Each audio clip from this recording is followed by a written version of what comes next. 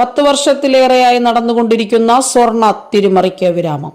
Malipuram Karthedam rural service സഹകരണ സംഘത്തിൽ 98 ലക്ഷത്തിന്റെ സ്വർണ്ണ തിരിമറിയാണ് നടന്നിട്ടുള്ളത്. ബാങ്കിൽ വ്യാജ പണയ വിവരങ്ങൾ സൃഷ്ടിച്ച് പണം തട്ടിയ ബാങ്ക് അപ്രസർ അനൂപ് ജോസഫ് അറസ്റ്റ്. 2014 മുതൽ പലരുടെയും പേരിൽ പണയ അക്കൗണ്ടുകൾ നിർമ്മിച്ചായിരുന്നു ഇയാൾ തട്ടിപ്പ് നടത്തി വന്നത്. ഇയാൾക്കെതിരെ സംശയം തോന്നിയതിനെ തുടർന്ന് ബോർഡ് മെമ്പർമാരും ജീവനക്കാരും അനൂപിന്റെ സാന്നിധ്യത്തിൽ തന്നെ ഓഗസ്റ്റ് 14 നടത്തിയ പരിശോധനയിൽ ഏകദേശം 66ഓളം ഗോൾഡ് കവറുകളാണ് ഇയാൾ വ്യാജമായി സൃഷ്ടിച്ചിരിക്കുന്നത്.